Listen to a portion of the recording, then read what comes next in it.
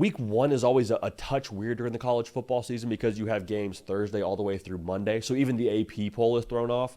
And during the year, we'll give you a ranking on a Sunday morning. So another reason to be subscribed. But right now, I want us to just go through the top 10 teams in college football after week one. Again, if you're locked in right here to the On3 YouTube channel, then you are all about college football year round. So thank you for that. But if you haven't yet subscribed, no time like the present. We're talking ball all year. We're definitely talking ball during the season. Predictions, breakdowns, reactions, all that. If you're a sicko for this sport, make sure you are subscribed. Appreciate y'all in advance for that.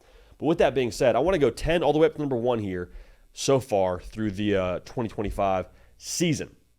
I said at the top, this is not a list that we are beating our chest over and have an extra amount of conviction about. If you are going to push back on this list, I'm not going to fight with you in the comment section and go back and forth on Twitter. I'll be like, yeah, we've seen one game.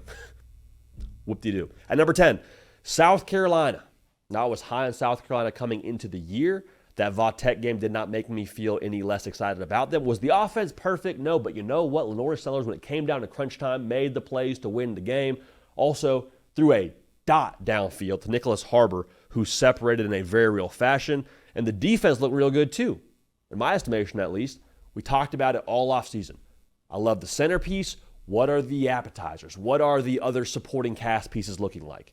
So far on offense, I love Lenore Sellers. I think he might be the best player in college football, up there with Jeremiah Smith. But I get Rasul Faison, who looked good. I get Nicholas Harbor.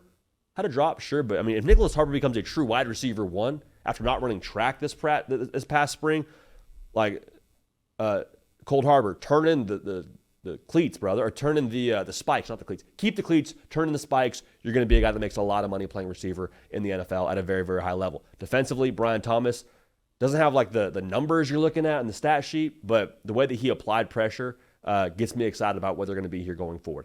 At number 9, Notre Dame. Now, Notre Dame was a tough loss, but my biggest thing with Notre Dame after that loss to Miami, I don't leave that game with quarterback questions. Because you heard me say it all week long.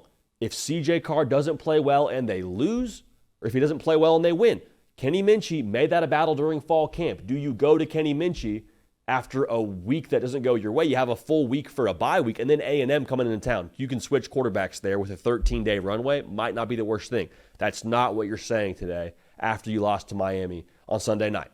Okay? Roster still top tier. I still have all the faith in the world in Marcus Freeman. Lost a game on the road with your quarterback making his first start ever in college football. Not overly concerned. Notre Dame's going to be fine. I have them at number 9 right now in our top 10 after week 1. At number 8, another team that lost a game, I got Clemson. You lost at home, and it tastes awful. A lot of people picked you to win the national championship before the season even started. You can still accomplish that. And the other thing, too, it wasn't like you lost to an LSU team that was somehow fraudulent in that spot. Like, I think LSU is going to be real freaking good. I think you missed Antonio Williams when he got injured, and I think that the pressure they applied without the run game that we saw from Clemson, like that was kind of the story to me, that there wasn't this offsetting factor for the Clemson offense that allowed them to win that matchup. But that's the thing. In that spot, it's a matchup game. Okay, Clemson's going to be better than 95% of the teams they play, especially in the ACC. They'll be there at the end. Not worried about Clemson. That's a mature locker room. They'll handle a loss the right way. Clemson, number 8, not worried about them in the slightest. At number 7, big riser here for us. Miami at number 7. This is a Mario Cristobal team that when he got that job and you hired him over from Oregon, this is the team you signed up for. Because the quarterback play is one thing. Last year with Cam Ward was awesome, dude. We all rode that roller coaster together, and it was a fun ride. Carson Beck threw for 200-some-odd yards last night. Sunday night, I should say. It's not, elite numbers. But guess what? It was good enough. He played efficient football. The thing with this Cristobal team, it's less Miami Lambeau, more ATV. They controlled the line of scrimmage for the most part. I mean, what ended the game was a Reuben Baines sack. They got after CJ Carr. It was the line of scrimmage that you would hope the Mario Cristobal team would have, but you've kind of been waiting on here for some time here. That was what I saw from Miami on Sunday night.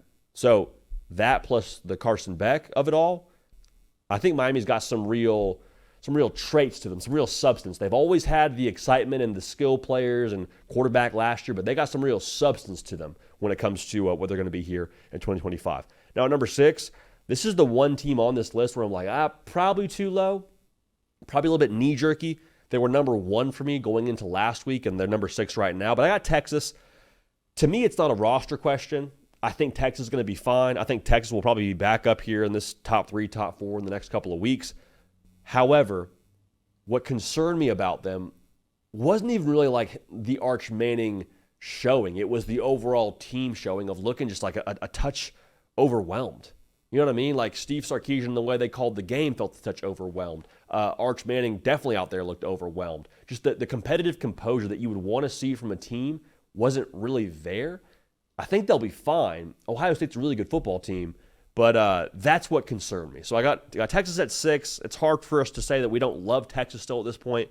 Arch will be fine, but right now, after a loss like that, after a showing like that, Texas for me at number 6. Number 5, I got the Georgia Bulldogs. Not a lot to say here. They rolled Marshall.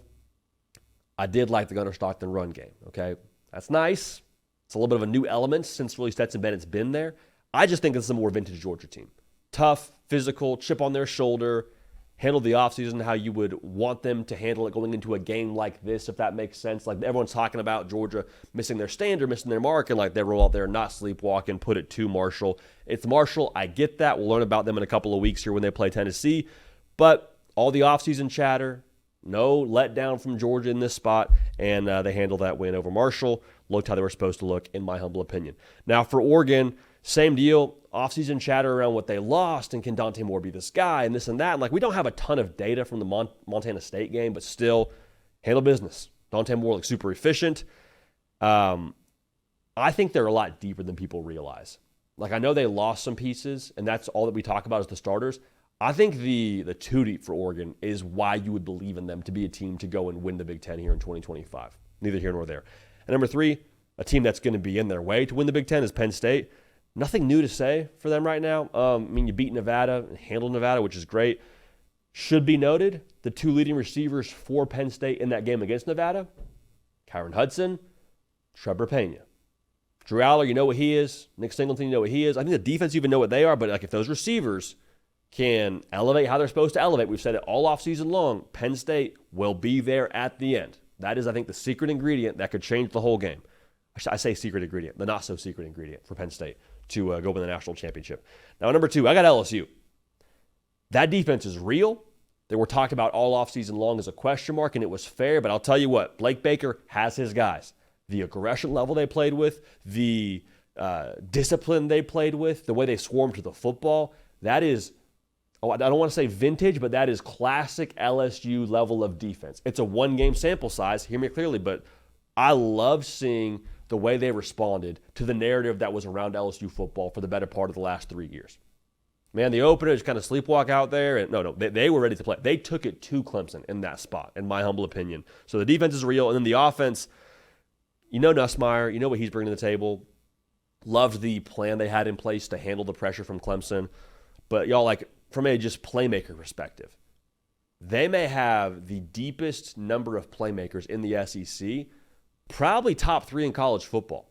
Like, not just the receiver room. I'm talking running backs. I'm talking tight ends. They got dudes. And for LSU, you can take one guy away. They got a lot of ways to get other guys the football. And whenever they do give them the football, it's tough to keep LSU as an offense, I think, totally down for the duration of an entire game. Now, I'm not saying to lift the scoreboard against Clemson. That's not what I'm saying.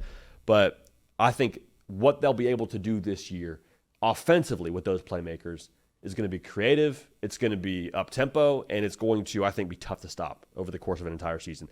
And number 1, I got Ohio State.